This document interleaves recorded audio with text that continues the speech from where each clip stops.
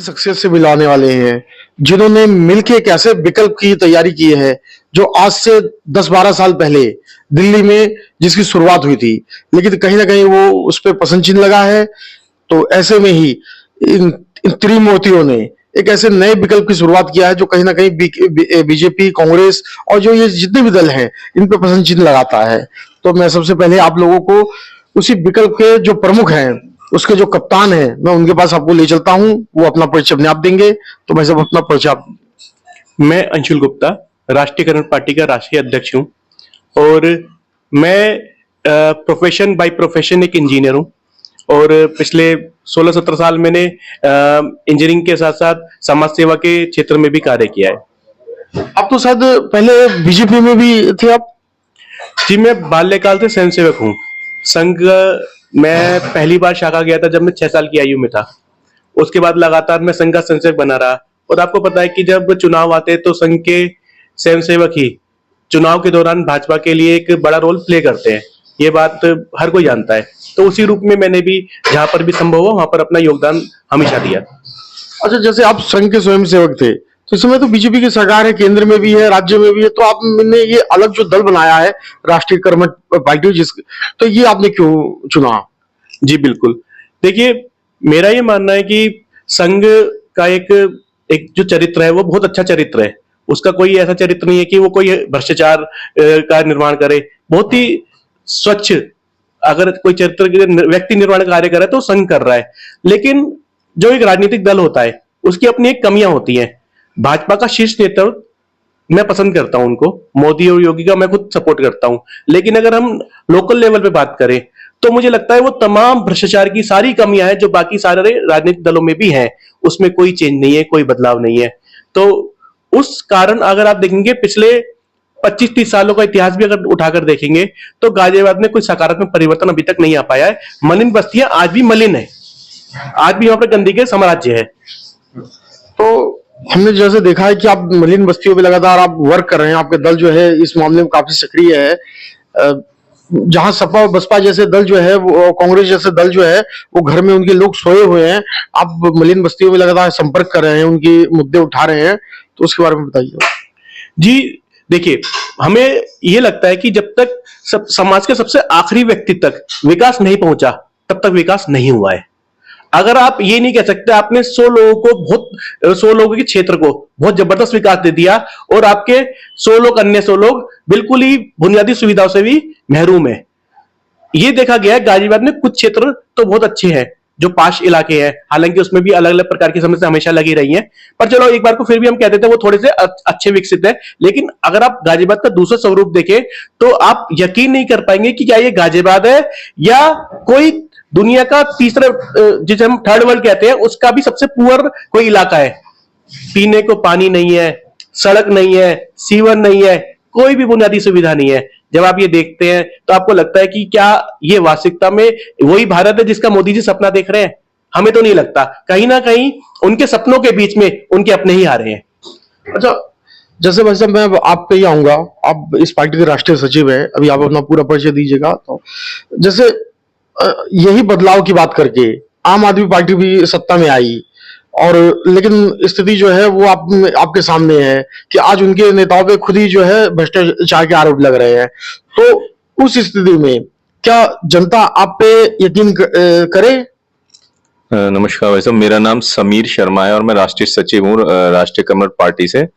और by profession, bye education में engineer हूँ और अभी मैं अपने व्यवसाय से जुड़ा हुआ हूँ। और जो आपने अच्छा प्रश्न पूछा आम आदमी पार्टी के बारे में, तो आम आदमी पार्टी ने जो अपनी शुरुआत करी थी वो अन्ना हजारे की हुंकार से करी थी।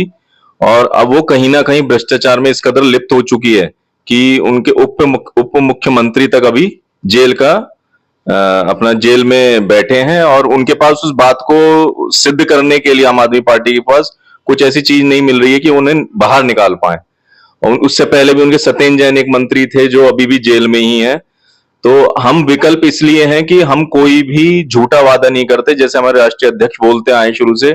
हम शुरू से एक संकल्प लेके चले हैं कि हम जिस भी समाज से जुड़ेंगे, जिस भी एरिया में जाएंगे, जहां भी वंचित क्षेत्रों में जाएंगे, वहां पे हम संकल्प के साथ उतरेंगे और वहां के लोगों को पूरा अपना सपोर्ट देंगे और वहां जो भी हमसे बन पड़ता है वो कार्य करके दिखाएंगे। देखिए, शर्मा जी ने तो कह दिया कि विकास का इनका संकल्प है और जब जिस क्षेत्र में जाएंगे वहां ये वादा नहीं करेंगे, वहां ये अपने संघर्ष के बल पे काम करके दिखाएंगे। तो शर्मा जी, मैं आपसे भी पूछना चाहता हूं, आप इस पार्टी के राष्ट्रीय महासचिव हैं, कि आपको जनता क्यों चुने? मेरा नाम अभिषेक गौड़ है। मैं पार्टी का राष्ट्रीय महासचिव हूँ।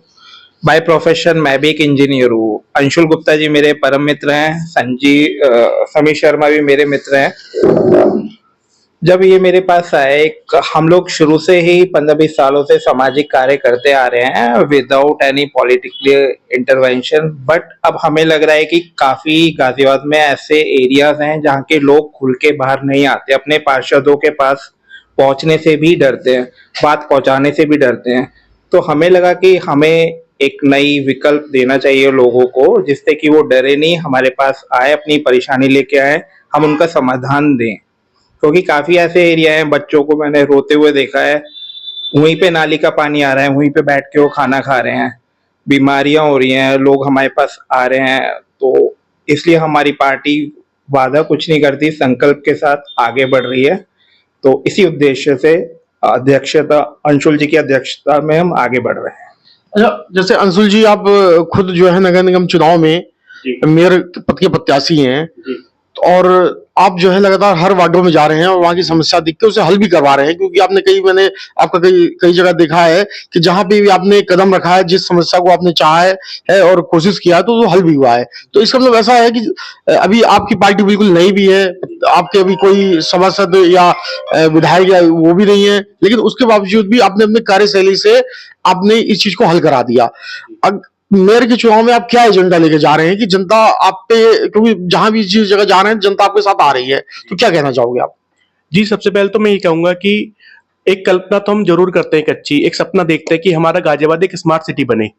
तो एक सपने के साथ हम आगे बढ़ रहे हैं कि हमारी गाजियाबाद एक स्मार्ट सिटी बने और गाजियाबाद के हर वर्ग के हर व्यक्ति को बुनियादी सुविधा तो अवश्य मिले, और उसके बाद जो भी और अच्छा कार्य उनके जीवन में हो सकता है, जो भी एक मेयर के रूप में जो भी हम लोग कर पाएंगे, या जो भी हमें व्यवस्था जनता हमें देगी, उसके आधार पर जो भी हमें शक्ति मिलेगी, हम वो सारी व्यवस्था के अनुसार उनका अधिक से अधिक कार्य करना चाहेंगे, ताकि वो एक सुखी जीवन व्यतीत कर सके। अच्छा, मेयर साहब तो कहते हैं कि मैंने बहुत ज्यादा काम किया है, सबसे ज्यादा विकास मैंने किया है। जी, अगर देखिए, कहना तो बहुत सरल होता है, लेकिन मैं उनको निमंत्रित करूंगा कि वो हमारे साथ आए और कुछ क्षेत्रों का दौरा करें हमारे साथ। अगर वो उस क्षेत्रों का दौरा करने के बाद भी अगर यही बात बोल पाए तो बहुत अच्छी बात है, लेकिन मैं ये बात दावे के साथ कह सकता हूं, उनको अपनी बात बदलनी पड़ जाएगी अगर वो दौरा करेंगी तो। अभी मैं कई प्रत्याशियों के पास गया, तो जो बात आप कह रहे हो उसी को आगे बढ़ाते हुए मैं और भी आपसे दो बात कहूंगा। कई जगह कई प्रत्याशियों ने तो उनके लिए ये लगा रखा है कि लापता मेयर। तो आपने जो बात कही वो उसमें बिल्कुल, वो कहीं ना कहीं बिल्कुल सही है। तो मैं केवल दो शब्दों में एक ही चीज आपसे ये पूछूंगा, अब आखिरी सवाल है मेरा, कि अगर आप मेयर बनते तो इस जिला गाजियाबाद के लिए सबसे पहला काम क्या करेंगे?